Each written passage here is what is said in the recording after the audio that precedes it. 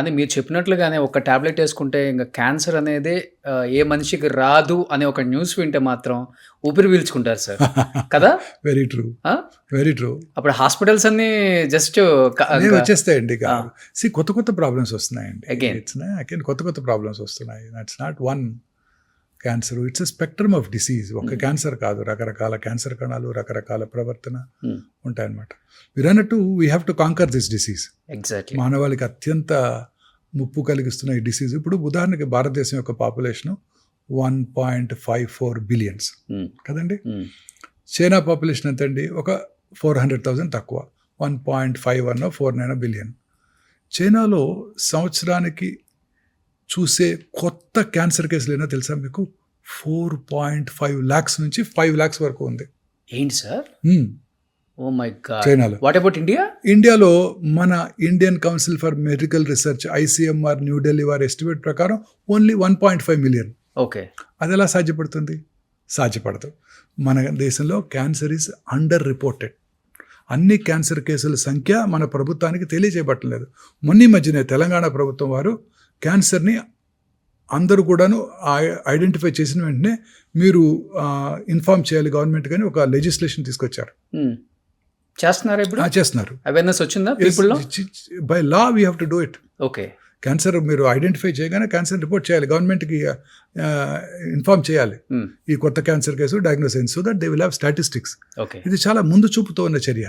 ఎందుకంటే ముందు స్టాటిస్టిక్స్ ఉంటే గవర్నమెంట్ తగు చర్యలు తీసుకోగలదు. ఎస్, బ్రెస్ట్ క్యాన్సర్లు ఎక్కువగా ఉన్నాయి, దీన్ని కంటైన్ చేయడానికి ప్రజలు మనం ఏం చేయాలి? ఈ పాపులేషన్ నిజామాబాద్ జిల్లాలో ఈ క్యాన్సర్ కేసులు ఎక్కువగా ఉన్నాయి, కారణం ఏమిటి? అలా అనలైజ్ చేసి తగు జాగ్రత్తలు తీసుకోవడానికి అవకాశం ఏర్పడుతుంది. So cancer is a notifiable disease now.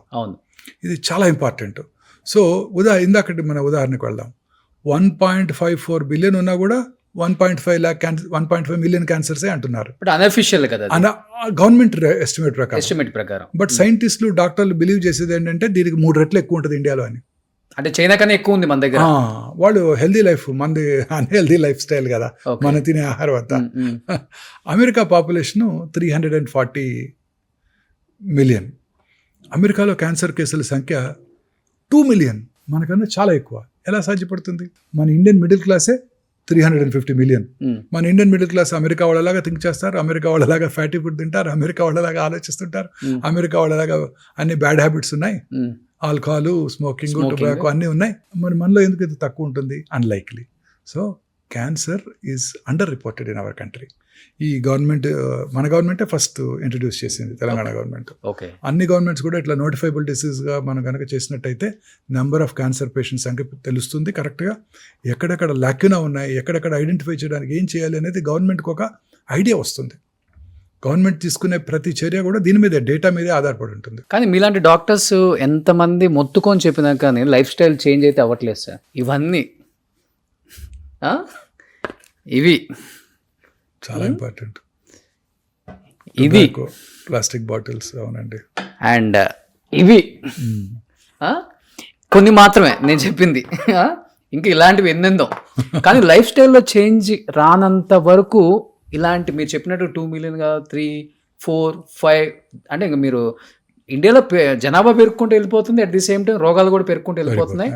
గుండె జబ్బుల కన్నా కూడా ఎక్కువగా వస్తున్న ఏదైనా రోగం ఉందంటే ఇప్పుడు క్యాన్సర్. అవునండి, టూ మచ్. గుండె జబ్బుల్ని మనం కాంకర్ చేసామండి. స్టెంట్లు వేసేస్తున్నారు మన కార్డియాలజిస్టులు. ఎక్కువ బ్లాక్స్ ఉన్నట్టయితే మన కార్డియాక్ సర్జన్స్ చక్కగా కర్నరీ బైపాస్ చేసేస్తున్నారు, అందరూ సర్వైవ్ అయిపోతున్నారు. ఇప్పుడు గుండె జబ్బు మీద ఎవరికి వరి లేదు, గుండె జబ్బు మీద ఎవరికి ఒక వరి లేదు, క్యాన్సర్తోనే మెయిన్ వరి అండి. నిన్న ఒక పేషెంట్, నాకు బాగా దగ్గర బంధువు కూడా, వారి హస్బెండ్కి క్యాన్సర్ వచ్చింది, లంగ్ క్యాన్సరు. ఒక 9 నెలలు వైద్యం చేయించుకున్నారు, 10వ నెలలో కాలం చేశారు. అప్పుడు ఆవిడ ఒకటే వ్యాఖ్యానించింది, ఇవన్నీ ఎందుకు వచ్చింది, ఒక గుండెపోటు వచ్చి పోయినా బాగుండేదే అని. అయ్యా, 10 నెలలు కష్టపడ్డాము, 10 నెలలు హాస్పిటల్ చుట్టూ తిరిగాము, 10 నెలలు పొడిగించుకున్నామన్న ఆనందం కూడా లేదు. 10 నెలలు కూడా ఏదో ఒక థెరపీ ఇస్తున్నారు, ఆ థెరపీ వల్ల కాంప్లికేషన్స్. ఇది ఒక ఎంటైర్ ఫ్యామిలీకి ఒక మానసిక క్షోభ. పనిచేసే వాళ్ళు అయితే వాళ్ళ ఉద్యోగం పోతుంది, వాళ్ళ వర్క్ ఉండదు, దాంతోపాటు ఫ్యామిలీ మెంబర్స్ అందరూ కూడా మిగతా వర్క్స్ అన్ని మానుకొని ఈ పేషెంట్కి అటెండ్ అవ్వాల్సి ఉంటుంది. కానీ క్యాన్సర్ అంటే మరణ శిక్షలా ఫీల్ అవటమేనా సార్? ఇంకేమైనా బెటర్ ట్రీట్మెంట్స్ ఉన్నాయా? రకరకాల క్యాన్సర్స్కి ఇప్పుడు కొత్త చికిత్సా విధానాలు అందుబాటులోకి వచ్చాయండి. ఆ. ముఖ్యంగా అర్లీగా మనం క్యాన్సర్ని డయాగ్నోస్ చేసినట్టయితే ఖచ్చితంగా క్యూర్ చేయవచ్చు. మీరే చూసారు కదా, చాలామంది ప్రముఖులు అర్లీగా డయాగ్నోస్ చేసుకొని క్యూర్ అయ్యారు. కొంతమంది లేట్ స్టేజ్లో కనుక్కొని కూడా చాలామంది ఇంకా కూడా చక్కగా సర్వైవ్ అవుతున్నారు. అవును. సో కొంతమంది స్టార్లు కూడా ఈ మధ్య బయటకు వచ్చినప్పుడు వాళ్ళు ఓపెన్ అయ్యి చెప్తున్నారు, మేము కూడా స్క్రీనింగ్ అప్పుడు ఫస్ట్ స్టేజ్లో ఉన్నప్పుడు అని తెలుసుకుందాం, ట్రీట్మెంట్ తీసుకుందాము. చాలా వెరీ ఇంట్రెస్టింగ్ ఇదండి అది. చిన్న చిన్న పిల్లలు వాళ్ళంతా. అవును. ఎంత ఉంటుందండి వయసు అమ్మాయికి, సోనాలి బింద్రేకి? When she was diagnose hardly 35. చిన్న యంగ్ లేడీ, జస్ట్ అప్పుడే మ్యారేజ్ అయ్యి ఒక చైల్డ్ కలిగి, కానీ ఎంత ధైర్యంగా అమ్మాయి క్యాన్సర్ని ఫేస్ చేసిందండి. అవును. 2 చేతులైతే నమస్కారం పెట్టాలనిపిస్తుంది. మీరే సర్జరీ చేశారా సార్? లేదు.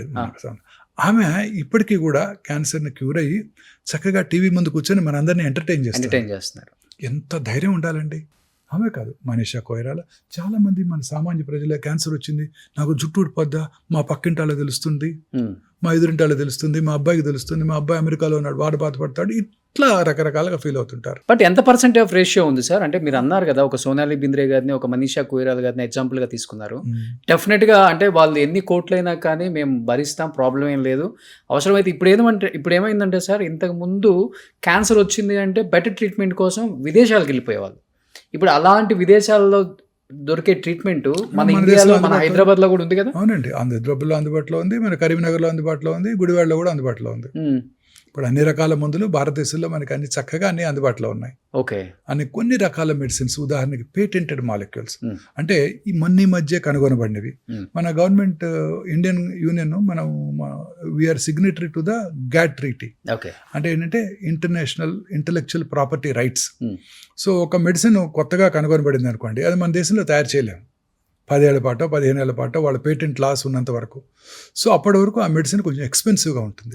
ఎందుకంటే వాళ్ళు ఇన్నోవేటర్ మాలిక్యూల్ వాళ్ళు యూకే నుంచో, యూఎస్ నుంచో, స్విట్జర్లాండ్ నుంచో ఇంపోర్ట్ చేసుకొని మన దేశంలో అమ్ముతుంటారు. సో వాళ్ళ ప్రైస్ని వాళ్ళు పెట్టుకోగలరు, ఎందుకంటే they spend a lot of money, huge money, billions of dollars and research చేసి, క్లినికల్ ట్రయల్స్ చేసి ఆ మందు మన దగ్గరికి తీసుకొచ్చి అది యూస్ఫుల్గా ఉండేటట్టు చేయడానికి కొన్ని వందల కోట్ల రూపాయలు ఖర్చు పెట్టారు. సో అందుకని పేటెంట్ లాస్ అని ఉన్నాయి.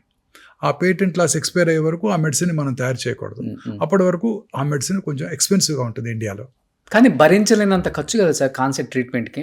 మరి మిడిల్ క్లాస్ వాళ్ళు, అబవ్ మిడిల్ క్లాస్ వాళ్ళు కూడా తట్టుకోలేని రేంజ్కి వెళ్ళిపోయింది కదా. అలాంటి మాలిక్యూల్సే ఎక్స్పెన్సివ్, మిగతావన్నీ తక్కువ ఖర్చులో జరుగుతున్నాయి. తక్కువ ఖర్చు అంటే మిగతా వాళ్ళు కూడా 2-3 ఎకరాలు అమ్ముకుంటే కానీ క్యాన్సర్ ని జయించే వాళ్ళు ఎంతమంది ఉన్నారు? గుడ్ క్వశ్చన్ అండి, గుడ్ క్వశ్చన్. ఇప్పుడు భారతదేశంలో ముఖ్యంగా way back in 2004 Shri doctor Rajasekhara Reddy గారు అప్పుడు ఆరోగ్యశ్రీ అనే స్కీమ్ పెట్టారు. ఫస్ట్ థింగ్ ఆయన కవర్ చేసింది క్యాన్సరే. Okay. Cancer, cardiac problems, kidney problems, ఈ 3 అప్పుడు ఆయన అప్పుడు చెప్పారు. ఈ 3 కనుక వచ్చినట్టయితే ఒక కుటుంబం సర్వనాశనం అయిపోతుంది, ఈ 3టిని కవర్ చేయాలని వారు చెప్పారు అప్పుడు. సో అది సక్సెసివ్ గవర్నమెంట్స్ కంటిన్యూ చేస్తున్నాయి. ఇప్పుడు మనకి ఇక్కడ తెలంగాణలోను, ఆంధ్రాలో కూడా ఆరోగ్యశ్రీ, అలాగే central government scheme Ayushman Bharat, ఇది కూడా మన ఆరోగ్యశ్రీ నుంచే అది డిరైవ్ అయింది. ఫస్ట్ ఆయనే ఆ బ్రెయిన్ వేవ్ వచ్చింది ఆయనకే, రాజశేఖర రెడ్డి గారికి. ఇలా చేయవచ్చు అనే ఒక బ్రెయిన్ వేవ్ వచ్చింది ఆయనకే. అద్భుతమైన డాక్టర్ ఆయన. సో రోజు ఆయన చూస్తూ ఉన్నారంట. అప్పుడు ఒక సీనియర్ ఐఏఎస్ ఆఫీసర్ చెప్పారు నాకు, ఆయన ఆ ఆఫీసర్ గారిని రోజు రమ్మన్నారంట ఆయనతో పాటు. దేనికి? ఆయన పొద్దున్న 6 గంటలకల్లా చక్కగా స్నానం చేసి పంచె కట్టుకొని రెడీ అయిపోయి ప్రజల దగ్గర నుంచి విజ్ఞప్తులు స్వీకరిస్తారంట. ఆయన 100 మంది వచ్చి విజ్ఞప్తులు ఇస్తారంట. ఒక ఐఏఎస్ ఆఫీసర్ గారిని కూడా రమ్మన్నారంట, ఆయన కూడా వచ్చారంట. 6 రోజులు ఆయనతో పాటు వచ్చి విజ్ఞప్తులు స్వీకరించేదాకా ఆయనతో ఉండి ఆయన ఇంట్లోకి వెళ్ళిపోయేవారు, ఈయన ఆఫీస్కి వెళ్ళిపోయేవారు. 6వ రోజు ఆయన అడిగారంట, ఎందుకు నన్ను పిలుస్తున్నారు మీరని. ఆయన అప్పుడు మీరేం అబ్జర్వ్ చేశారు ఈ విజ్ఞప్తుల దగ్గర అంటే, 99 మంది ఎవరు కూడా మా ఊరికి రోడ్డు వేయించమనో, నాకు ఎలక్ట్రిసిటీ ఇప్పించమనో, మా అబ్బాయికి జాబ్ ఇప్పించమనో అడగట్లేదు. అందులో 99 మంది 100కి ఒకటే అడుగుతున్నారు, ఇదిగో మా తండ్రి గారికి కరోనరీ ఆర్టరీ డిసీజ్ వచ్చింది, సహాయం చేయండి. ఇదిగో మా అక్కగారికి క్యాన్సర్ వచ్చింది, సహాయం చేయండి. కిడ్నీ ఫెయిల్యూర్ అయింది, సహాయం చేయండి. ఇవే కారణాలు, ఈ 3. ఓకే. ఈ 3టిని మనం అడ్రస్ చేసామంటే మన చరిత్రలో నిలిచిపోతామని చెప్పాడంట ఆయన. Okay. He could address that. అది స్కీమ్. ఆ రోజుల్లో మన state government budget, combined state government budget 40,000 కోట్లు ఉన్నప్పుడు ఆయన 3,000 కోట్లు దీన్ని కేటాయించారు. అవును. కేటాయించి అందరికీ కూడా ఈ స్కీమ్ అందుబాటులోకి వచ్చారు. ఇదే స్ఫూర్తిగా తీసుకొని భారతదేశంలో అన్ని రాష్ట్రాలు, ఇప్పుడు యూనియన్ గవర్నమెంట్ కూడా ఓకే. ఆయుష్మాన్ భారత్ని పెట్టారు. బట్ మీలాంటి ప్రముఖులను పిలిచి మాట్లాడటం జరిగిందా సార్? ఆయన అలాంటి స్కీమ్ లో అందరితో మాట్లాడారు. ఆయన అందరితో మాట్లాడారు. ఓకే. అందరితో మాట్లాడారు. అంటే ఆయన మాట్లాడలేరు, ఆయన పెద్ద ఆయన. గవర్నమెంట్ డిపార్ట్మెంట్ హెల్త్ సెక్రటరీ గారు అందరిని పిలిచి మాట్లాడారు. అన్ని హాస్పిటల్ ఆయన పర్సనల్గా వెళ్ళి కలిసి మాట్లాడారు. ఓకే. శ్రీ అగర్వాల్ అని ఆయన అందరినీ కలిశారు. ఆయన కార్డియాక్ ప్రతి కార్పొరేట్ హాస్పిటల్కి వెళ్ళారు, ప్రతి గవర్నమెంట్ హాస్పిటల్కి వెళ్ళారు. అందరితో మాట్లాడి ఆయన ఒక స్కీమ్ తయారు చేశారు. ఓకే. కానీ మీ స్పెషాలిటీ సర్జికల్ ఆంకాలజీ, కానీ తప్పదు, ప్రతి ఒక్కళ్ళు వచ్చిన వాళ్ళకి మీకు క్యాన్సర్ ఉంది అని చెప్పడం చాలా చాలా కష్టం సార్. ఒక మనిషికి ఎంత కష్టం అంటే అది ఇంకా భరించలేం. అతనే బరస్ట్ అయిపోతాడు, ఫ్యామిలీ మొత్తం బయట కూర్చొని బరస్ట్ అయిపోతాడు. అలా డైలీ చెప్తారు కదా, చెప్పినప్పుడు మీ ఫీలింగ్ ఏంటి? జనరల్గా ఇప్పుడు ఏంటంటే ప్రజల్లో చాలా అవగాహన వచ్చేసింది. నా దగ్గరకు రాకముందే వాళ్ళు జనరల్ ఫిజిషియన్ దగ్గరకు, వారి సొంత ఫ్యామిలీ ఫిజిషియన్ దగ్గరకు వెళ్తున్నారు. అక్కడ డయాగ్నోస్ చేయబడుతుంది, వాళ్ళు దాంతోనే నా దగ్గరకు వస్తారు. మీరు అనేది చాలా కరెక్ట్. నా దగ్గర ఓపిక రాగానే వాళ్ళు ఎవరు రిసెప్టివ్గా ఉండరు, అందరూ ఇట్లా కోపంగా చూస్తుంటారు. బాధతో, నేనేం చెప్తాను అన్న ఆతృతతో, ఆవేదంతో. I can understand them. నా స్టాఫ్కి అంతా అదే చెప్తాను. మనం ట్రీట్ చేసే patients are separately entirely different group. Okay. ఒక అమ్మాయి డెలివరీకి వచ్చింది అనుకోండి, సెలబ్రేషన్ అది వాళ్ళకి. చక్కగా మాట్లాడుతుంటారు, స్టాఫ్తో స్వీట్స్ పంచి పెట్టుకుంటుంటారు. ఇది అలా కాదు. ప్రతి వాళ్ళు ఎంతో డిప్రెషన్తో లోనవుతుంటారు. 2 రకాలుగా. ఒకటి, ఫస్ట్ సొంత వాడిని కోల్పోతున్నారు, కోల్పోతామేమోనన్న భయం. రెండోది, ఆర్థికంగా మీరు అన్నట్టు డ్రైన్ అవుట్ అయిపోతారు పూర్తిగా. సో డ్రైన్ అవుట్ అవుతారు. Cancer treatment is prohibitively expensive. కారణం ఏంటండి? ఈ ఎక్విప్మెంట్ అంతా కూడా. ఇప్పుడు ఉదాహరణకి పెట్ సిటీ స్కాన్ మెషిన్ అన్నీ కూడా ఇంపోర్టెడే. ఇంపోర్ట్ చేసుకుని మనం కొన్నప్పుడు 27% కస్టమ్సే కట్టాలి. మొన్నటి వరకు 37%, ఈ మధ్య తగ్గించారు 1 year బ్యాక్. ఎంత ఉంటుంది సార్ ఒక పెట్ స్కాన్? మంచి డిజిటల్ పెట్ స్కాన్ 18 crores అండి. 18 crores, అవునండి. పెట్ ఎంఆర్ఐ ఇంకో కొత్త పరికరం అందుబాటులోకి వచ్చింది. పెట్ ఎంఆర్ఐ విత్ పెట్ $5 million. అన్నిటికీ మళ్ళీ మన గవర్నమెంట్కి మనం కస్టమ్స్ కట్టాలి 27%. మొన్నటి వరకు 37%. ఇండియాలో తయారవుతున్నట్టయితే వాటిని కొనకుండా మీరు ఇంపోర్ట్ చేసుకుంటే కస్టమ్స్ కట్టమంటాం న్యాయం. ఇండియాలో తయారవ్వకపోయినా ఇంపోర్ట్ చేసుకుంటే వాటి కూడా కస్టమ్స్ కట్టమంటాం అంత న్యాయం కాదేమో. ఎందుకంటే లోపలికి వస్తుంటే సార్ ఒక జనరల్ హాస్పిటల్ ఉన్నట్టు ఉంది మీ హాస్పిటల్ కూడా. అన్ని హాస్పిటల్స్ అలానే ఉన్నాయి, ఎస్పెషల్లీ ఆంకాలజీ డిపార్ట్మెంట్. లేదండి, మాది కాదు. మీరు ఏ హాస్పిటల్ కానీ వెళ్ళండి, ఢిల్లీలో కానీ, బాంబేలో కానీ, హైదరాబాద్లో కానీ అన్ని అలానే ఉన్నాయి. క్యాన్సర్ హాస్పిటల్స్ అన్ని అలానే ఉంటాయి. మీకు చిన్న ఇంట్రెస్టింగ్ థింగ్ చెప్తాను. నేను ఇండో అమెరికన్ క్యాన్సర్ హాస్పిటల్, ఇప్పుడు బసవతారక హాస్పిటల్, అప్పుడు నేను జాయిన్ అయిన రోజు అక్కడ జాయిన్ అయ్యాను 2002లో, అంటే కరెక్ట్గా 24 సంవత్సరాల క్రితం. అదొక్కటే ప్రైవేట్ క్యాన్సర్ హాస్పిటల్ ఆ రోజు. ఓకే. అంటే 2 decades బ్యాక్. 45 మందే పేషెంట్స్ రేడియోథెరపీ కౌచ్ మీద. హార్డ్లీ ఇన్ పేషెంట్స్ ఒక 12-13. అది ప్రైవేట్లో అదొక్కటే లీనియర్, ప్రైవేట్లో కాదు మొత్తం హైదరాబాద్ సిటీకి అదొక్కటే లైనర్ యాక్సిలరేటర్. ఓకే. అంటే అడ్వాన్స్డ్ రేడియేషన్ చికిత్సా పరికరం అదొక్కటే. ఇప్పుడు 45 ఉన్నాయి. ఏ మెషిన్ మీద ఖాళీ లేదు. 2 దశాబ్దాలలో నా కళ్ళ ముందు వచ్చిన మార్పు ఇది. క్యాన్సర్ ఇన్సిడెంట్స్ ర్యాపిడ్గా పెరిగిపోతుంది. కారణం ఏంటి? ఇదిగో మీరు చూపించినవే. లైఫ్ స్టైల్, తీసుకునే డయటు, లైఫ్ స్టైలు, మానసిక సంఘర్షణ, ఆందోళన, ప్రశాంతత లేకపోవటం. ఒకసారి క్లుప్తంగా చెప్పగలరా సార్? లైఫ్ స్టైల్ అన్నారు కాబట్టి డెఫినెట్గా ఈ పాడ్కాస్ట్ కొన్ని కోట్ల మంది చూస్తారు ఈరోజు. లైఫ్ స్టైల్ చేంజెస్ అంటే రూరల్ ఏరియాలో ఎస్పెషల్లీ వాళ్ళకి అర్థమయ్యే విధంగా, మెట్రోపాలిటన్ సిటీస్లో ఎట్లయినా తెలుగు అందరికి వచ్చు కాబట్టి, ఎలాంటి లైఫ్ స్టైల్ అంటే చెప్పి మీరు అన్నట్లుగా 45 మిషన్లలో ఒక్క మిషన్ కూడా ఖాళీ లేదు ఈరోజు. మార్నింగ్ స్టార్ట్ అయితే మిడ్ నైట్ వరకు, అసలు మిడ్ నైట్ కాదు ఏ హాస్పిటల్లోనే ఖాళీ లేదు. అట్లా అయిపోయింది. గవర్నమెంట్ హాస్పిటల్లో ఖాళీ లేదు, ప్రైవేట్ హాస్పిటల్లో ఖాళీ లేదు, ఎక్కడ లేదు, దేశంలో ఎక్కడా లేదు. How we will change our lifestyle? In spite of 70% of Indian districts do not have cancer hospitals. ఒక సౌత్ ఇండియాలోనేనండి క్యాన్సర్ హాస్పిటల్స్ ఎక్కువగా ఉంది, అన్ని చోట్ల ఈవెన్గా ఉంది. మీరు నార్త్కి వెళ్తే ఒక్కటి కూడా లేదు. ఉదాహరణకి మధ్యప్రదేశ్లో మహాకౌశల్ ఏరియా నుండి 18 districts ఒక్కటే క్యాన్సర్ హాస్పిటల్. జబల్పూర్లో, అవును, అన్ని చోట్ల అంతేనండి. చాలా తక్కువ నార్త్ ఇండియాలో. ఇప్పుడిప్పుడే కొత్త క్యాన్సర్ హాస్పిటల్ అక్కడ కూడా గవర్నమెంట్ చూస్తుంది. And last year union government కూడా మిసెస్ సీతారామన్ గారు వారి బడ్జెట్లో 300 అవుట్ పేషెంట్ క్యాన్సర్ చికిత్సా కేంద్రాలను ఏర్పాటు చేయాలని ప్రతిపాదించారు. ఓకే. స్టేట్ గవర్నమెంట్స్ అన్నీ కూడా మోటివేట్ చేయాలి, ఈ క్యాన్సర్ చికిత్స కేంద్రాలను ఏర్పాటు చేయడానికని. సో బేసిక్గా రెగ్యులర్ లైఫ్ స్టైల్లో ఎలాంటి చేంజెస్ ఉంటే దీన్ని అసలు మనం అరికట్టచ్చు సార్? సార్ నా ఉద్దేశంలో మోస్ట్ ఇంపార్టెంట్ మనం తీసుకునే ఆహారం, ఓకే, మనం ఎక్స్పోజ్ అయ్యే ఎన్విరాన్మెంట్. ఓకే, ఉదాహరణకు మీరు అన్నారే గ్రామీణ ప్రాంతాల్లో మన ప్రజలు ఎలాంటి లైఫ్ స్టైల్ ఉంచుకోవాలి, అర్బన్ ఏరియాలో ఎలా ఉండాలి అనేది. గ్రామీణ ప్రాంతాల్లో ఇప్పటికీ కూడా క్యాన్సర్ ఇన్సిడెన్స్ చాలా తక్కువగా ఉందండి. అర్బన్ ఏరియాస్తో పోల్చినట్టయితే మన భారతదేశంలోని గ్రామీణ ప్రాంతాల్లో కొత్త క్యాన్సర్ కేసుల సంఖ్య పెద్దగా పెరగలేదు. అర్బన్ ఏరియాస్లో మాత్రం ర్యాపిడ్గా పెరిగిపోయింది. అంటే ఈ అర్బనైజేషన్ అనేది ఒక ముఖ్యమైన లైఫ్ స్టైల్ చేంజ్. మనం తీసుకునే ఆహారం, processed foods, red meat, frozen meat.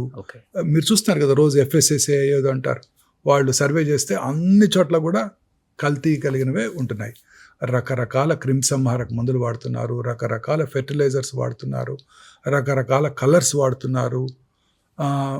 మీరు ఇప్పుడు ఆ చికెన్ మంచూరియా అన్నింటినీ కర్ణాటకలో బ్యాన్ చేశారు. అవునండి, బ్యాన్ చేశారు. మనం వాడే ఆఖరికి మనం తినే పీచ్ మిఠాయికి వేసే రంగుతో సహా, చిన్నప్పుడు తిన్నారు కదా స్కూల్ దగ్గర పీచ్ మిఠాయి, ఆ పీచ్ మిఠాయికి వేసే రంగుతో సహా అనేక రకరకాల ఆహార పదార్థాలని మనం ఇప్పుడు ఉదాహరణకి మన మ్యాంగోస్ని ప్రపంచంలో ఎవరు తీసుకోవట్లా. మన మ్యాంగోసే 70% రకరకాల మ్యాంగో పేర్లున్నా మీరు ఒక్కటి తెలుసుకోవాల్సింది ఏంటంటే 70% ఆఫ్ ఎక్స్పోర్ట్ చేసే మ్యాంగోస్ ఓన్లీ ఆంధ్రప్రదేశ్ నుంచే జరుగుతుంది ఇప్పటికీ కూడా. మహారాష్ట్రలో అల్ఫోన్సా ఏవో పేర్లు ఉన్నాయి, ఉత్తరప్రదేశ్లో అవన్నీ తక్కువ, ప్రొడక్షన్ మనకే ఎక్కువ, తెలుగు రాష్ట్రాల్లోనే ఎక్కువ, అందులో ఆంధ్రప్రదేశ్లో ఎక్కువ. ఉలవపాడు మంచి ఫేమస్, అన్ని ఉలవపాడు, నూజివీడు అన్నీ ఫేమసే. బట్ ఈ సంవత్సరం జపాన్ తీసుకోలేదు, ఆఖరికి నేపాల్ కూడా మన మ్యాంగోస్ని ఇంపోర్ట్ చేసుకోవడానికి ఒప్పుకోలేదు. ఎందుకంటే మన దగ్గర క్యాన్సర్ ఎక్కువ, క్రిమిసంహారక మందులు, ఫెర్టిలైజర్స్ వాడుతున్నారు, రకరకాల పొల్యూషన్ ఫెర్టిలైజర్స్ అన్నీ వీటి వల్ల తీసుకోవట్లేదు. సో ఇలా అనేక రకాలు ఈ కలర్స్, మనం తీసుకునే ప్రాసెస్డ్ ఫుడ్, అలాగే మనం వాడే automobile pollution, environmental pollution, factories, urban ఏరియాస్లో ఉండే ప్రతి కెమికల్ ఇండస్ట్రీ, ఆఖరికి any for that matter colours, అంటే ఇప్పుడు రంగులు అమ్ముతుంటారు కదా, వాళ్ళు కూడా లూజ్గా అమ్మినట్టయితే వాళ్ళకి వచ్చే అవకాశాలు ఎక్కువ. ఓకే, డై చేసే బార్బర్స్ ఉంటారు, రోజుకు ఒక 20 మందికి డై చేస్తున్నాడు అనుకోండి, అతనికి వచ్చే అవకాశాలు ఎక్కువ. డై వేయించుకునేవాడి కన్నా వేసేవాడికే ఎక్కువ, ఎందుకంటే ఎక్కువ మందికి వేస్తాడు కదా. మీరు డై ఎప్పుడు వేసుకుంటారు? నెలకోసారి వేసుకుంటారు, ఆయన రోజు 20 మందికి వేస్తుంటాడు కదా, పాపం వాళ్ళకి వచ్చే అవకాశాలు ఎక్కువ. ఓకే, అలా ఇండస్ట్రియల్ పొల్యూషను, మనం వాడే oils, repeated use of oils. మా హాస్పిటల్ ముందే మిర్చి బజ్జీ బండి ఉంటుంది, పొద్దున ఆయిల్ పోస్తాడు, అదే ఆయిల్లో ఫ్రై చేస్తుంటాడు రిపీటెడ్గా, మిగిలిపోయిన ఆయిల్ మళ్ళీ రేపొద్దున క్యాన్సర్ హాస్పిటల్ ముందు. ఓకే, ఎంతో ఆనందంగా మనం తింటుంటాం చోలే భటూరాలు, బజ్జీలు, ఇవన్నీ రిపీటెడ్ ఆయిల్స్, ఇవన్నీ కూడా చాలా ప్రమాదకరం అండి. వన్స్ ఇన్ 2 months 3 months అలా ఓకేనా సార్? లేకపోతే రెగ్యులర్గా తినే వాళ్ళకి ఎక్కువ ఇలాంటి అది కూడా ఇంట్లో వేసుకొని తినడం బెటర్.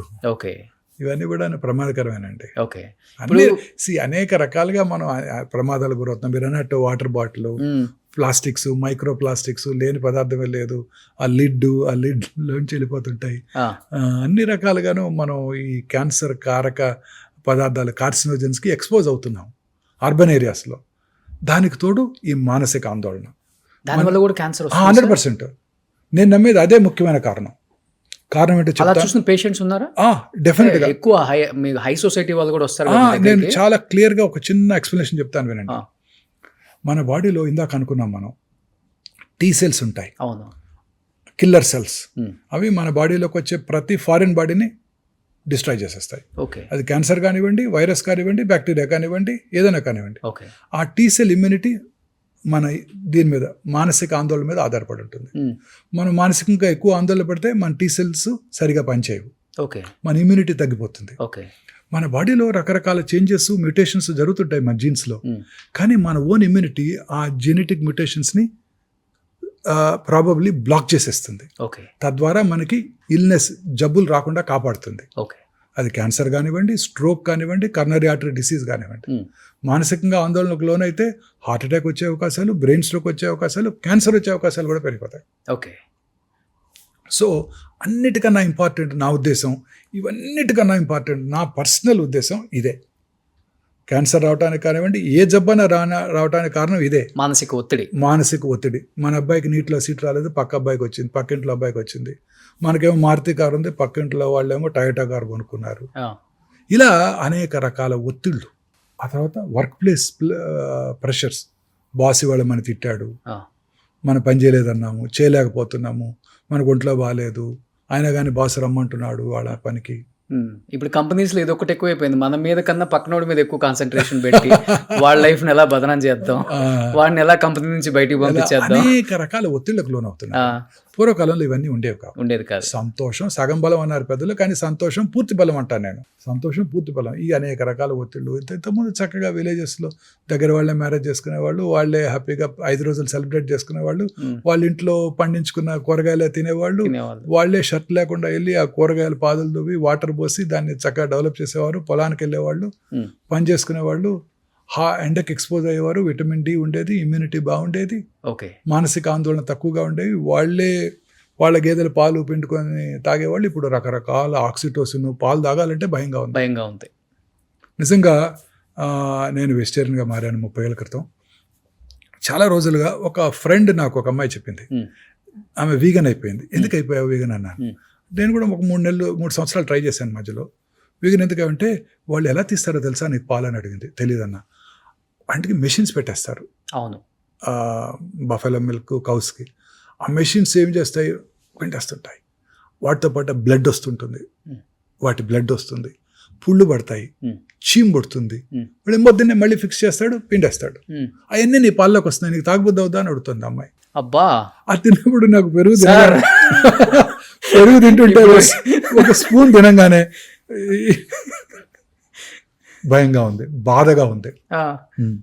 3-4 రోజులుగా అసలు తినలేకపోతున్నాను పర్సనల్గా. ఇప్పుడు చాలా మంది న్యాచురల్ మిల్క్ అని చెప్పే వాళ్ళందరూ ప్యాకెట్స్ మానేస్తారు. ఇంకా ప్యాకెట్స్ న్యాచురల్ మిల్క్ అయినా మెషిన్తోనే. మిషన్ అవును, 200% మీరు చెప్పింది కదా. అది ఇంజూరీ చేస్తుంది కదా. అవును, బ్లడ్ కారుతుంది కదా, పుండు పడుతుంది కదా, వాడికి తెలియదు కదా యాంటీబయాటిక్ రాసుకోవాలని అక్కడ. అవును, అదంతా మనకే వస్తుంది కదా. ఎంత పాస్చరైజ్ చేసినా అసలు ఎంత మరగబెట్టినా కానీ అది ఉంటుందా సార్? ఉన్నా లేకపోయినా మనసులో ఆ థాట్ నాకు తినబుద్ధి కావట్లా. మీరు మానేసారు కంప్లీట్గా పాలు? మానేసాను. ఈ 4 రోజుల నుంచి అసలు పూర్తిగా తినలేకపోతున్నాను. ఓ స్పూన్ తినగానే మనసులో అది గుర్తుకొస్తుంది అమ్మాయి చెప్పిన దగ్గర నుంచి. మీకు ఫామ్ హౌస్ లేదా? లేదు. 2 గేదెలు పెట్టుకున్నా సరిపోద్దేమో నిజమే. సో ఇలా రకరకాలుగా మనం ఈ కంటామినెంట్స్కి ఎక్స్పోజ్ అవుతున్నాం. సో మానసిక ఆందోళన ఇవన్నీ కూడాను క్యాన్సర్ అవడానికి దోహదం చేస్తున్నాయి. ఇప్పుడు ఇది తర్వాత ఈ రాత్రి పూట ఒత్తిడి, లేట్గా ఇంటికి రావటం, 10ంటికి రావటం, మళ్ళీ ఆన్ టాప్ ఆఫ్ ఇట్ 2 గంటలు టీవీ చూడటం. ఆ తర్వాత లేకపోతే మనం ఉంది కదా మన దెయ్యం మొబైల్స్, దాన్ని చూడటం, చూస్తూ పడుకోవటం, ఆ బ్లూ స్క్రీన్. మనం ప్రశాంతంగా 6 సూర్యాస్తమయం లోపల భోజనం చేసేసి, జెంట్స్ లాగా భోజనం చేసేసి చక్కగా 8-9 పడుకొని పొద్దున్నే కనుక 5-6 కనుక లేచినట్టయితే మీకు ఏ జబ్బు రాదండి. Okay, guarantee. క్యాన్సర్స్ అసలు రావు. ఎందుకంటే మనం ఇలా ప్రశాంతంగా పడుకున్నప్పుడు రాత్రి మిడ్నైట్ తర్వాత మెలటోనిన్ అనే హార్మోన్ ఉత్పత్తి అవుతుందండి. ఓకే, అది it has strong anti cancer properties. A time నుంచి ఏ టైం వరకు ఉంటుంది సార్? Midnight 12 to 1:30. ఓకే, మీరు రోజు 11 పడుకుంటే రాదు, మళ్ళీ మీకు 9 పడుకోవాలి. 9 పడుకొని 15 లేవండి, చక్కగా మెలటోనిన్ హార్మోన్ ఉత్పత్తి అవుతుంది. మీకు రకరకాల క్యాన్సర్స్ వచ్చే అవకాశాలు చక్కగా తగ్గిపోతాయి. ఇదే అసలు కారణం. ఇప్పుడు చూడండి, రాత్రిపూట ఇలా నేను బంజారాహిల్స్ నుంచి గచ్చిబౌలి వస్తుంటే పొద్దున్న ఎర్లీ మార్నింగ్ వచ్చేస్తాను. నేను ట్రాఫిక్ తక్కువ ఉండదు, 5:30కి వస్తాను. అన్ని వెల్ లిట్ టవర్స్, 30 అంతస్తులు 50 అంతస్తులు అన్ని చోట్ల అంతా లిట్ టవర్స్, అందరు పనిచేస్తుంటారు పాపం, నైట్ డ్యూటీస్ అంతా. వాళ్ళ అమెరికన్ టైంకి పనిచేయాలి కదా మరి వాళ్ళు. ఇక్కడ వాళ్ళకి డే, ఇక్కడ నైట్ కదా. కాల్ సెంటర్స్ అంటారు, బీపీ ఆఫీస్ అంటారు, రకరకాల ఆఫీసెస్ ఉన్నాయి కదా, జీసీసీస్ అంటారు.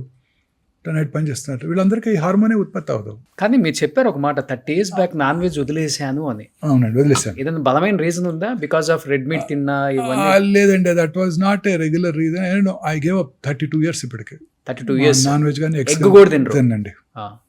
I'm very happy. Plant based protein is the best protein. Animal protein కన్నా plant based proteins are the best proteins. కానీ మీ డైలీ దినచర్యలో ఒక్క ప్లాస్టిక్ పదార్థం నుంచి అంటే ఒక వస్తువు నుంచి కూడా ఏం తీసుకునే ఛాన్స్ లేదు. జనరల్ గా అవాయిడ్ చేసి ఎప్పుడు హాస్పిటల్లోనే ఉంటాను కదండి, మీలాగా తిరగాల్సిన అవసరం లేదు. ఓకే, సో ఆ బాధలు లేవు. మా దాన్ని తిరిగే వాళ్ళ కోసం చెప్పండి సార్. ఇప్పుడు లైఫ్ మన చిన్నప్పుడు మన ఊళ్ళలో మరచెం బండి ఉండేది తెలుసా? చిన్నపిల్లలు మీకు తెలియదు. అవును, మరచెం ఉంది. ఉందా? చూసారా ఎప్పుడైనా? షూర్. అలా స్క్రూ చేసి పట్టుకెళ్ళేవాళ్ళు. అలాంటిది పట్టుకెళ్ళాలి.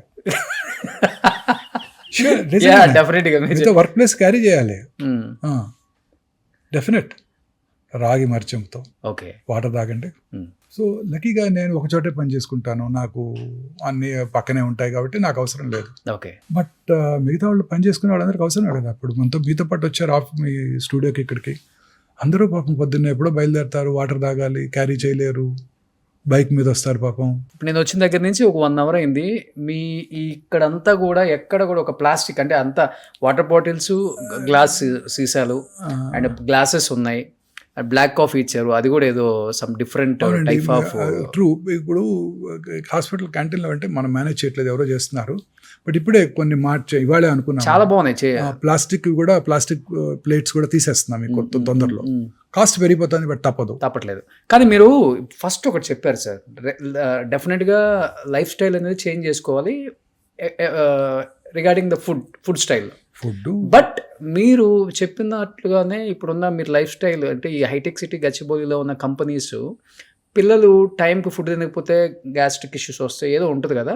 బట్ డెఫినెట్గా తినాలి ఏదో ఒకటి. బట్ వాడే కంటైనర్స్ ఉంటాయి కదా, అవి నిజంగా అన్ని చోట్ల కూడా ప్లాస్టిక్ యూజ్ చేస్తారు. మా అబ్బాయి రోజు తెప్పిస్తాడు స్విగ్గీ నుంచి, జొమాటో నుంచి. మీ అబ్బాయి? అన్నీ ఉంటాయి, బ్లాక్ ప్లాస్టిక్ ఉంటాయి. వాళ్ళు వినరు కదా అన్నమాట. దానివల్ల ఎంత పర్సెంటేజ్ ఉంటుంది? డెఫినెట్ గా హాట్ ఫుడ్ అంతా దాంట్లో పెట్టినప్పుడు దాన్నే మైక్రోవేవ్ లో పెట్టి వేడి చేస్తుంటారు. మీకు 10 నిమిషాల్లో సర్వ్ చేయాలి, 10 నిమిషాల్లో తెచ్చివ్వాలి, 8 నిమిషాల్లో వచ్చేయాలి. కాకపోతే మళ్ళీ మీరు ఫైన్ వేస్తారు వాళ్ళకి. అవన్నీ కార్సినోజెన్సే. మీరు తినే పిజ్జాలు, బర్గర్స్, సమోసాలు అన్ని కార్సినోజెన్సే. మీరు తినే ఆయిల్, ఆ మైదా, చాలాసార్లు చెప్పాను మీకు ఇంతకుముందు 2-3 ఏళ్ళు అని చెప్పి.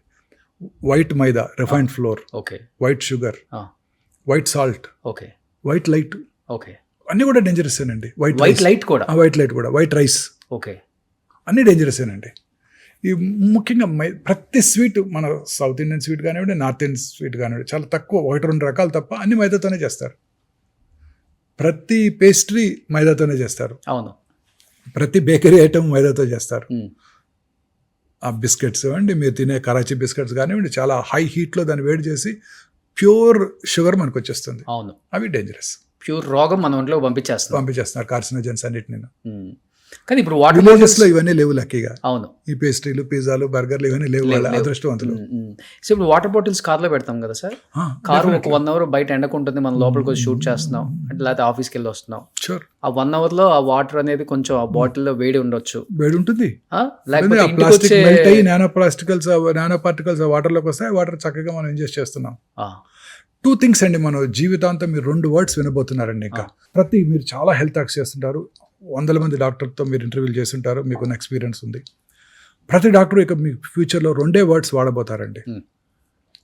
ఒకటి ఇన్ఫ్లమేషన్. దానికి తెలుగు వర్డ్ కరెక్ట్గా లేదు, దానికి తెలుగే మనమే చేసి వాపు అంటున్నాం, కానీ దానికి తెలుగు వర్డ్ కరెక్ట్గా లేదు. రెండోది గట్ మైక్రోబియం, అంటే మన పేగుల్లో ఉండే బ్యాక్టీరియా.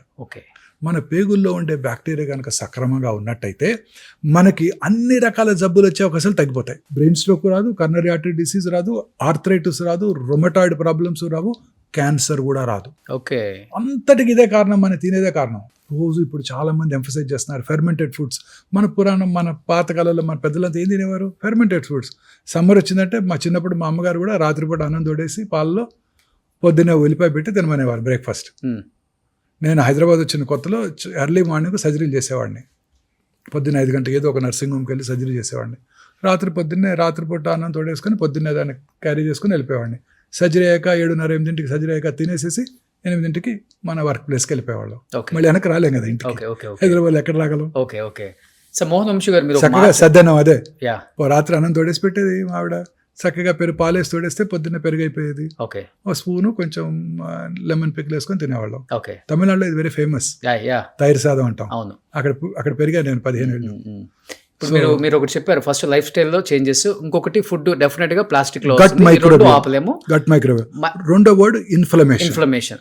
ఇది రకరకాల ఇన్ఫ్లమేటరీ సబ్స్టెన్సెస్. ఓకే. చాలా ఇప్పుడు మీరు నాకు గుర్తుంది నా చిన్నప్పుడు నేను కూడా రిఫైన్డ్ ఆయిల్ తీసుకుంటే అందులో ఫ్యాట్ తక్కువ ఉంటుంది, ఆ రిఫైన్డ్ ఆయిల్ వాడితే మనం హెల్తీగా ఉంటాం, మన హార్ట్ బాగుంటుందని అనేక రకాల అడ్వర్టైజ్మెంట్స్ మన చిన్నప్పటి నుంచి చూస్తాం. మీ చిన్నప్పుడు కూడా చూసారు ఇవన్నీ టీవీలో రోజు. Sunflower oil, refined sunflower oil clear గా ఉంటుంది ఆయిల్ చూపించేవాళ్ళు, కానీ అవన్నీ కూడా ఇన్ఫ్లమేషన్ కలిగిస్తాయి. బట్ ఎలాంటి ఆయిల్స్ వాడితే మంచిది అంటారు? మన ఇప్పుడు చెప్తున్నారు కదా మన కార్డియాలజిస్ట్ గానుగ నూనె. ఓకే. ఇప్పుడు ఏమంటారు దాన్ని, అన్ని రకరకాల కోల్డ్ ప్రెస్డ్ ఆయిల్స్ అని అడ్వర్టైజ్మెంట్ చేస్తున్నారే గూగుల్లో రోజు. అది they don't cause inflammation. Inflammatory substances ప్రతి మనం తినే ఆహారం అంతా కూడా ఇన్ఫ్లమేషనే. నాకు ఇంకా గుర్తుంది, ఒక 10 ఏళ్ల క్రితం ఒక లెక్చర్కి వెళ్ళాను. నేను లెక్చర్ ఇవ్వడానికి వెళ్ళాను అమలాపురం. వెళ్తే అక్కడ ఒక పీడియాట్రిషియన్ ఆయిల్స్ గురించి ఆయన లెక్చర్ ఇస్తూ కెనోలా ఆయిల్ వాడండి అని చెప్పారు. ఓకే. అందులో అంతా కూడా omega-3 ఫ్యాటీ యాసిడ్స్ ఉంటాయి, they are very useful for you అన్నాడు. ఇంకొక 3 ఏళ్ళ తర్వాత చూస్తే canola oil is a poison అన్నారు. ఏంటంటే అది purely refined oil. Okay. Inflammation కలిగిస్తుంది. సో మనం ఎప్పుడైతే నేచర్తో ఫైట్ చేస్తున్నామో, నేచర్ ఏంటి చక్కగా మంచి ఆయిల్స్ ఇస్తుంది, మనం దాన్ని రిఫైన్ చేసి తీసుకుంటున్నాం, అది పాయిజన్. నేచర్తో ఫైట్ చేస్తున్నాం, మన బాడీని మనం ఫైట్ చేస్తాం నేచర్తో. పొద్దున్నే ఎండకి ఎక్స్పోజ్ అవ్వాలి, పొద్దున్నే లేవాలి. పొద్దున్నే 10 గంటలకు లేవటం కాదు, పొద్దున్నే లేవాలి. ఎర్లీ మార్నింగ్ 6 గంటలకు లేస్తాను సార్. నేను కరెక్ట్గా ఎవ్రీడే మార్నింగ్ 5కి లేస్తాను. 6 గంటలకు లేచి 7 కిలోమీటర్లు వాక్ చేస్తాను. వెరీ గుడ్, మంచిది. పొద్దున్న లేచి సూర్య నమస్కారాలు చేయండి. అలాంటి సూర్య నమస్కారాలు అంటే ఏమిటి? Exposing your self to sunlight. మన పెద్దలు ఏది చేసినా మన మంచి కోసమే చేశారు. గాయత్రి మంత్రం చదవమన్నారు పొద్దున్నే సూర్యుని చూస్తూ. ఎందుకు? అలా అన్న ఎక్స్పోజ్ అవుతామని. మంత్రం అనేది ఏది కాదు, అందులో మంత్రం అంతా కూడా ఇదే ఉంటుంది. ఆ మంత్రం యొక్క అర్థం కూడా అదే. బట్ బాడీ ఇచ్చే సిగ్నల్ ఏంటి సార్? క్యాన్సర్ వచ్చింది నీకు అనే దానికి సిగ్నల్ ఏమిస్తుంది అసలు బాడీ? బేసికలీ వచ్చిన లొకేషన్ బట్టి మారిపోతుంటుంది. ఉదాహరణ కొన్ని రకాల క్యాన్సర్స్ సిమ్టమ్సే ఉండవు.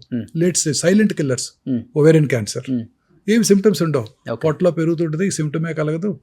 బాగా ఉబ్బిపోయి వచ్చినాకే డాక్టర్ దగ్గరికి వస్తుంటారు. లావు అవుతున్నాను, కొంతమంది ఎక్సర్సైజ్ కూడా చేస్తుంటారు, పొట్ట పెరుగుతుందని, లోపల క్యాన్సర్ ఉందని తెలియదు. సో చాలా సార్లు ఇది అసిమ్టమాటిక్. కానీ మన బాడీలో ఎక్కడైనా మానని పుండు ఉందనుకోండి, నాలుగు మీద కానివ్వండి, ఎక్కడైనా ముక్కులో కానివ్వండి, ఎక్కడైనా కానీ మానని పుండు చిన్నదైనా ఏ పుండు వచ్చినా తగ్గిపోవాలి. కొన్నాళ్ళలో 5-6 రోజుల్లో తగ్గిపోవాలి. తగ్గకుండా అలానే పెరుగుతోంది, నొప్పి లేదు అంటే ప్రమాదకరం. పెరుగుతున్న గడ్డ ఎక్కడైనా కానీ, సాఫ్ట్ టిష్యూ ట్యూమరు పొట్ట ఇక్కడ కానీ, బ్రెస్ట్లో కానీ, ఎక్కడైనా కానీ పెరుగుతున్న గడ్డ క్రమం తప్పకుండా పెరుగుతోంది. సైజ్ అలానే ఉంటే డేంజర్ కాకపోవచ్చు. సో మీరు చెప్పినట్లుగా చిన్న చిన్న పుండు ఎక్కడన్నా ఉండి యాంటీబయాటిక్ వేసుకొని తగ్గితే ఓకే, తగ్గకపోయిందంటే డాక్టర్ దగ్గరికి వెళ్ళి చూపించుకోవాలి. ఓకే. సో ఇది సిగ్నల్. అలా రకరకాల క్యాన్సర్స్కి రకరకాల సిమ్టమ్స్ ఉంటాయి. ఉదాహరణకి గ్యాస్ట్రిక్ క్యాన్సర్, తినబుద్ధి కాదు, డైనింగ్ టేబుల్ దగ్గరికి వెళ్తారు, వెనక్కి తిరిగి వస్తారు. రోజు పొద్దున్నే మీరు 4 ఇడ్లీలు తింటున్నారు, 2 ఇడ్లీలు తినగానే పొట్ట ఫుల్ అయినట్టు ఉంటుంది. అది అర్లీ గాస్ట్రిక్ క్యాన్సర్కి సిగ్నల్ కావచ్చు. ఓకే. బట్ సార్ ఇప్పుడు స్క్రీనింగ్ చాలా ఇంపార్టెంట్. ఏ ఏజ్లో స్క్రీనింగ్ చేయించుకుంటే మంచిది సార్? అండ్ ఆడవాళ్ళు చేయించుకోవాల్సిన టెస్ట్లు ఏంటి, మగవాళ్ళు చేయించుకోవాల్సిన క్యాన్సర్ టెస్ట్లు ఏంటి? అసలు క్వైట్ కాంట్రవర్షియల్ ఇది స్క్రీనింగ్ అనేది. స్క్రీనింగ్ వల్ల డెఫినెట్లీ బెనిఫిషియల్గా ఉంటుంది. ఉదాహరణకు మగవాళ్ళలో జనరల్గా 50 ఏళ్ళు వచ్చాక PSA అనే ఒక సింపుల్ బ్లడ్ టెస్ట్ చేయించుకుంటే మనం ప్రాస్టేట్ క్యాన్సర్ని గుర్తించగలుగుతాం. ఓకే. అంతే తప్ప మిగతా క్యాన్సర్స్ని గుర్తించడానికి మనకి మార్గాలు లేవు. మొన్న మధ్యనే మిస్టర్ బిల్ గేట్స్ మన జెరోదా CEO నిఖిల్ కామత్తో ఒక ఇంటర్వ్యూ చేశారు, పాడ్కాస్ట్ చేశారు. ఆయన నిఖిల్ కామత్ గారు ఎలాన్ మస్క్తో చేశారు, మిస్టర్ మోడీ గారితో కూడా చేశారు. చూశారు కదా. ఈ బిల్ గేట్స్ అనే ఒక క్వశ్చన్ అడిగారు, మీ ఆరోగ్యాన్ని ఎలా కాపాడుకుంటావు, మా యంగ్ ఆంటర్ప్రినర్స్కి నువ్వేం సలహా ఇస్తావని. ఆయన కూడా చెప్పాడు, నేను రెగ్యులర్గా చెక్ చేసుకుంటాను, స్క్రీనింగ్ చేసుకుంటాను, దానివల్ల నష్టం లేదు. రెగ్యులర్గా వైటమిన్స్ తీసుకుంటాను, దానివల్ల కూడా డౌన్ సైడ్ లేదు అసలు. మూడోది, ఇక ఇది ఒక్కటే క్యాన్సర్ వ్యాధి ఒకటే నాకు భయం కలిగిస్తుంది. దీన్ని పట్టుకోవడానికి ముందుగానే ఒక జెనెటిక్ టెస్టింగ్ చేయించుకుంటున్నాను నేను. ఆ టెస్ట్ అమెరికాలో ఇన్సూరెన్స్ కంపెనీలు కవర్ చేస్తున్నాయి, అన్ఫార్చునేట్లీ ఇండియాలో కవర్ చేయట్లేదు. ఆ టెస్ట్ కనుక చేయించుకుంటే ఈ ట్రెడిషనల్ డయాగ్నోస్టిక్ టెస్ట్ పట్టుకోవడానికి way before you will diagnose this test అని వారు చెప్పడం జరిగింది. అది ఇప్పుడు హైదరాబాద్లో హెల్త్ సెంట్రిక్ అనే కంపెనీ అందుబాటులోకి తీసుకొచ్చింది. అది ముందుగానే మనం స్క్రీన్ చేసుకుంటే నెక్స్ట్ ఫ్యూ ఇయర్స్లో నీకు క్యాన్సర్ వచ్చే అవకాశాలు ఉన్నాయో లేవో ముందే తెలిసిపోతాయి. అవునా? ఎన్ని ఇయర్స్ ముందు తెలిసిపోతుంది సార్? అలా అని చెప్పలేం, కానీ తప్పనిసరిగా ఒక 77 క్యాన్సర్స్ని పట్టేయగలదు. ఎన్ని ఇయర్స్ అంటే ఇప్పుడు ఫర్ ఎగ్జాంపుల్ అది బాడీలో స్క్రీన్ చేసి 2-3 సంవత్సరాల్లో నీకు క్యాన్సర్ వస్తుందని చెప్పగలదు. అర్రే బెస్ట్ కదా అది. బెస్ట్. అప్పుడు మనం ఏం చేస్తాము, ఇవాళే ఒక జెంటిల్మెన్ చూశాను, ఆ టెస్ట్ చేయించుకొని నా దగ్గరికి వచ్చాడు. ఇక్కడ అమెరికాలో చేయించుకున్నారు, ఇక్కడే చేయించుకున్నాను, మన దగ్గర ఉంది. మన దగ్గర ఓకే, ఎంత ఉంటుంది cost? Around it cost about 80 to 1,80,000 దాకా ఉంది. ఓకే. ఆయనకి కోలన్ క్యాన్సర్ వచ్చే అవకాశం ఉందని రాసిచ్చారు. సో అప్పుడు ఏం చెప్పాము మనకి, రెగ్యులర్గా చిన్న simple test, stool occult blood testing. Okay. 3 నెలలకు ఒకసారి బ్లడ్ టెస్ట్, స్టూల్ టెస్ట్ చేద్దాం. తర్వాత ఒక మార్కర్ ఒకటి ఉంది, రఫ్ అంటే అందరికీ పెరగదు, సిఈ అనే ఒక మార్కరు. ఇంకా మూడోది, చాలా రకాల కోలన్ క్యాన్సర్స్ ఆస్ప్రిన్ వాడే వాళ్ళలో తక్కువ ఉంటుంది. ఈకోస్ప్రిన్ అనే డ్రగ్ వాడతారు, వినారా? Blood thinner. నేను వాడతాను. మా ఫాదర్కి వెరీ ఎర్లీ ఏజ్లో హార్ట్ అటాక్ వచ్చింది, అందుకని నా ఫిజిషియన్ నాకు 30 ఏళ్ల క్రితం అది వాడుకోమని చెప్పాడు. ఒక 75 mg వేసుకుంటారు రెగ్యులర్గా వేసుకుంటారు. సో ఆ ఆస్ప్రిన్ వాడే వాళ్ళలో కోలన్ క్యాన్సర్ వచ్చే అవకాశాలు తక్కువగా ఉంటాయి. ఓకే. సో అది వాడమని చెప్పాను ఆయనకి. తర్వాత రెగ్యులర్గా ఈ యానిమల్ బేస్డ్ ప్రోటీన్స్, ఫ్యాట్ ఆపేసేయండి పూర్తిగా, నాన్ వెజిటేరియన్ మానేయండి, ప్లాంట్ బేస్డ్ ప్రోటీన్కి మారిపోండి, ఫైబర్ ఎక్కువగా తీసుకోండి, మీ యొక్క మల విసర్జన అలవాట్లు ఏమైనా మార్పులు ఉంటే నా దగ్గరికి రండి అని అన్ని రకాలుగా గైడెన్స్ ఇచ్చి పంపాను ఇవాళ మార్నింగే. ఓకే. 2 సంవత్సరాల తర్వాత మళ్ళీ పరీక్ష చేసుకోవాలి. మేబీ రెగ్యులర్గా చేసుకుంటే క్యాన్సర్ రావడానికి ముందుగా పట్టుకోవచ్చు, ముందుగా పట్టుకుంటే కోలన్ క్యాన్సర్ క్యూర్ అయిపోతుంది. But first stage, second stage అయితే సేఫ్ అనా సార్? 100% సేఫ్. 100% సేఫ్. అంటే ఎన్ని ఇయర్స్ ఉంటుంది వాళ్ళకి? అంటే కోలన్ క్యాన్సర్ లో రకరకాలు ఉంటాయి. నార్మల్ లైఫ్ గడిపేస్తారు, regular life. Okay, regular life గడిపేస్తారు. 3 ఏళ్ళకి ఒకసారి కొలనోస్కోపీ చేద్దామని చెప్పాను. ఒకవేళ ఫీకల్ అక్కల్ బ్లడ్ టెస్ట్ అంటే ఫీకల్ మ్యాటర్లో ఏదైనా బ్లడ్ కనుక కనిపించినట్టయితే ముందుగానే చేస్తాం కొలనోస్కోపీ. ఓకే. అలా రకరకాలుగా మనం టెస్టులు చేసుకోవచ్చు. 4th స్టేజ్కి వచ్చి మళ్ళీ ఇప్పుడు regular as usual life style lead చేస్తున్న వాళ్ళు మీ పేషెంట్స్ ఎవరైనా ఉన్నారా? కొన్ని రకాల 4th స్టేజ్ క్యాన్సర్స్ క్యూర్ అయిపోతాయండి. ఉదాహరణకు మీరు విన్న famous person Lance Armstrong, cyclist. అవును sir. Testicular cancer with brain mets. అవును. ఇప్పటికీ బ్రతికే ఉన్నారు. వరల్డ్ సైక్లింగ్ ఛాంపియన్షిప్ 6 సంవత్సరాలు గెలిచాడు ఆయన. అవును. సో రకరకాల క్యాన్సర్స్ కొన్ని లేట్ స్టేజ్లో కూడా బతికేస్తారు, కొన్ని రకాల క్యాన్సర్స్ ఎర్లీ స్టేజ్లో కూడా కష్టంగా ఉంటాయి. ఓకే. సో ఇప్పుడు చాలా రకాల క్యాన్సర్స్ కూడా 4th స్టేజ్లో కూడా ఈ టార్గెటెడ్ థెరపీస్, ఇమ్యూనోథెరపీస్తో చాలా కాలం బతికేస్తున్నారు. ఓకే. కాకపోతే ఇందాక మనం డిస్కస్ చేసినట్టు they are prohibitively expensive. Targeted therapy కూడా చాలా పెద్ద ప్రాసెస్ చెప్పాలంటే, అందరికి అర్థమైనట్టు మనం నెక్స్ట్ ఎపిసోడ్లో కూడా మాట్లాడదాం సార్. బట్ ఇప్పుడు చిన్న పిల్లలకు కూడా క్యాన్సర్ ఎక్కువైపోయింది సార్, 1 or 2 years. అలాంటి వాళ్ళని ట్రీట్ చేస్తున్నప్పుడు యాజ్ ఎ డాక్టర్గా పక్కన పెడితే యాజ్ ఎ ఫాదర్, మీరు కూడా గ్రాండ్ ఫాదర్, ఏమనిపిస్తుంటుంది? ఏడ్చిన సందర్భాలు ఉన్నాయా మీ లైఫ్లో? అయ్యా, డెఫినెట్లీ అండి. పిల్లల్ని చూసినప్పుడు డెఫినెట్గా. మిగతా డిసీజెస్కి క్యాన్సర్కి కొంచెం తేడా ఉందండి. మిగతా డిసీజ్ మీరు కోలిసిస్టేట్కి ఆపరేట్ చేస్తే మళ్ళీ మీకు కనపడ్డావు. కర్నరీ బైపాస్ చేసామనుకోండి, ఆ పేషెంట్ మళ్ళీ మీ దగ్గరికి రాడు. ఇంటి దగ్గర ఉన్న కార్డియాలజిస్ట్ చూపించుకుంటూ ఉంటాడు, లేకపోతే తన కార్డియాలజిస్ట్ చూపించుకుంటుంటాడు. మా డిసీజ్ అలా కాదు, మాతో పాటే ఉంటారు,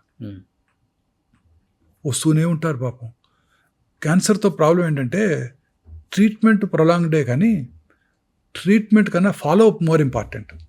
ప్రతి పేషెంట్ కూడా రెగ్యులర్గా చెకప్కి రావాలి. ఎందుకు? కొత్త క్యాన్సర్స్ వచ్చే అవకాశాలు ఎక్కువ ఉంటాయి. ఇప్పుడు ఉదాహరణకి ఓరల్ క్యావిటీలో రైట్ సైడ్ చీక్ మీద క్యాన్సర్ వచ్చింది అనుకోండి, అదే ఇండివిజువల్కి లెఫ్ట్ సైడ్ చీక్ మీద వచ్చే అవకాశాలు 5 రెట్లు ఎక్కువ. ఓకే. ఏవైతే కారణాలు ఇక్కడ క్యాన్సర్ కలిగించాయో ఆ కారణాలు ఇక్కడ కూడా పనిచేస్తున్నాయిగా. సో పేషెంట్స్ పాత క్యాన్సర్ తిరిగి రావడం మాట అటుంచండి, కొత్తది రావడానికి కూడా పట్టుకోవాలిగా. ఛాన్స్ ఉందా సార్? ఉంటుంది. అదే పేషెంట్కి ఇదే ఉదాహరణ చెప్తాను నేను. మీ ఏ ఊరి నుంచి వచ్చారని అడుగుతారు. రామగుండం అన్నారు అనుకోండి.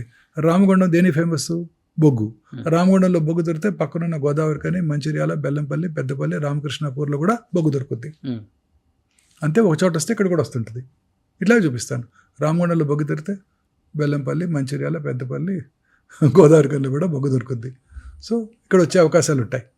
ఎందుకంటే బొగ్గుల మీద కూడా చికెన్ బాగా డీప్ ఫ్రై చేసి తినే వాళ్ళు కూడా ఉన్నారు కదా. అంటే జస్ట్ ఉదాహరణ. ఇంకో ఎక్కడ ఏ ఏరియా లేకపోతే ఇక్కడ మీ ఇంట్లో బోర్ వేస్తే వాటర్ పడింది అనుకో, పక్కింట్లో పడుతుంది, ఆపోజిట్ ఇంట్లో పడుతుంది, ఎదురింట్లో కూడా పడుతుంది, పక్క బజార్లో కూడా పడుతుంది. అంతే కదా ఆ ఏరియా అంతా. సో అందుకని రెగ్యులర్గా చెకప్ రావాలి. So follow up is very important. అందువల్ల మాకు బాగా దగ్గర అవుతారు మా పేషెంట్స్. అవును, ప్రతి పేషెంట్ నాకు గుర్తుంటారు, వాళ్ళ పిల్లలు కూడా గుర్తుంటారు. అన్ని రకాల హాస్పిటల్స్ అన్నీ గుర్తుపెట్టుకో తెలియదు కానీ ఒమేగా హాస్పిటల్ని గుర్తుపెట్టుకుంటారు, ఒమేగా మోహన్ వంశీ గారిని కూడా గుర్తుపెట్టుకుంటారు. ఎస్పెషల్లీ ఆంకాలజీ క్యాన్సర్ అంటేనే గుర్తొచ్చే పేరు హైదరాబాద్లో, తెలంగాణ, ఆంధ్రప్రదేశ్లో మోహన్ వంశీ గారు. థ్యాంక్స్ అండి. ఎందుకంటే అంత దగ్గరయ్యారు పేషెంట్స్ మీకు. అంటే మాకు ఏదైనా వస్తే ఆయన దగ్గరికి వెళ్ళిపోతే మాకు క్యూర్ అవుతుంది, ఇంకా కొన్ని సంవత్సరాలు సర్వైవల్ అవ్వచ్చు, హోప్ ఉంది మా బతుకు మీద, డబ్బులు పోయినా పర్వాలేదు, ఆయన అయితే బెస్ట్ అని first choice, second choice, third choice, ఇన్ని ఒపీనియన్స్ ఉండవు, ఒకటే ఒపీనియన్ మోహన్ వంశీ గారు. థ్యాంక్స్. గ్రేట్ కదా అది. ఎంతమందికి వస్తుంది? కొన్ని కోట్లల్లో ఒకరికి మీకు వచ్చింది. బట్ ఎన్నో ప్రాణాలు నిలబెట్టారు, ఎంతోమందిని తెలియక స్టేజ్ దాటిపోయి మీ చేతుల్లో చనిపోయిన పేషెంట్స్ కూడా ఎంతోమంది ఉంటారు. కానీ అత్యంత డేంజర్ క్యాన్సర్ ఏంటి సార్? లాస్ట్ అండ్ ఫైనల్గా చెప్పండి, ఎన్ని రకాల క్యాన్సర్స్ ఉన్నాయి ఓవరాల్గా? అంటే మెయిన్లీ క్యాన్సర్స్ 2 types అండి. Carcinoma, sarcoma. కార్సినోమాస్ అంటే ఎపిథీలియల్ టిష్యూలో వచ్చేవి, సార్కోమాస్ అంటే సాఫ్ట్ టిష్యూలో వచ్చేవి. ఇవి కాక మూడోది హిమటలాజికల్ అంటే బ్లడ్ క్యాన్సర్స్. బ్లడ్ క్యాన్సర్స్ కొంతవరకు డేంజరస్గానే ఉంటాయి, ఎస్పెషల్లీ అడల్ట్స్లో వచ్చేవి. పిల్లల్లో వచ్చే బ్లడ్ క్యాన్సర్స్ క్యూర్ అవుతాయి. ఇక బ్రెయిన్ ట్యూమర్స్ జనరల్గా హై గ్రేడ్ ట్యూమర్స్ ఎక్కువ కాలం సర్వైవ్ అవ్వరు. కొన్ని రకాల బ్లడ్ క్యాన్సర్స్ కూడా సర్వైవ్ అయ్యే అవకాశాలు తక్కువ ఉంటాయి. బట్ ఇప్పుడు కొత్త మెడిసిన్స్ చాలా వస్తున్నాయండి. ప్రాబ్లీ ఐఎమ్ షూర్ ఇంకో 10 yearsలో మనం ఈ క్యాన్సర్కి ముందు కనుక్కుంటారేమో మన సైంటిస్టులు అనిపిస్తుంది. క్యాన్సర్ జయించవచ్చు ఒక టాబ్లెట్తో. టాబ్లెట్స్ కానివ్వండి, ఇంజెక్షన్స్ కావచ్చు, ఇమ్యూనోథెరపీ కానివ్వండి. నా ఉద్దేశం ఇంతకుముందు నేను నా లైఫ్ టైంలో చూడలేనేమో అనుకునేవాడిని. ఇప్పుడు lot of research is underway and ఖచ్చితంగా నేను నా ఉద్దేశం 10 yearsలో మనం దీన్ని కాంకర్ చేసేస్తామండి. 3 decades మీరు చాలా చేంజెస్ చూశారు కదా. ఇంకా మాక్సిమం 10 years అండి. We will be able to conquer. ఒక డికేడ్లో కాంకర్ చేస్తారు సైంటిస్టులు, మనం కాదు. సో లాస్ట్ అండ్ ఫైనల్గా ఈ పాడ్కాస్ట్ చూసే కొన్ని కోట్ల మందికి ఏం చెప్పాలనుకుంటున్నారు? రెగ్యులర్గా ఆకుకూరలు, ఫ్రెష్ ఫ్రూట్స్, వెజిటబుల్స్ ఎక్కువగా తీసుకుంటూ, యానిమల్ ఫుడ్కి దూరంగా ఉంటూ, అలాగే దురలవాట్లకి స్మోకింగ్, ఆల్కహాల్ లాంటివి కూడా దూరంగా ఉంటూ, రెగ్యులర్గా ఎక్సర్సైజ్ చేస్తూ, లీన్ బాడీ మాస్ మెయింటైన్ చేస్తూ, మానసికంగా ఆందోళన లేకుండా ఉన్నట్టయితే క్యాన్సర్ని ఖచ్చితంగా జయించవచ్చు. సో ఫైనల్గా సార్ లాగా ఉంటే అన్ని జయించవచ్చు మనం కూడా. సో 33 years బ్యాక్ ఆయన ప్రాక్టీస్ స్టార్ట్ చేసిన 33 years అబ్బాయిలాగే ఉన్నారు. So thanks for the complement. Thank you so much sir. So second ఎపిసోడ్లో ఇంకా చాలా విశేషాలు తెలుసుకున్నాం. Thank you so much. Thanks అండి.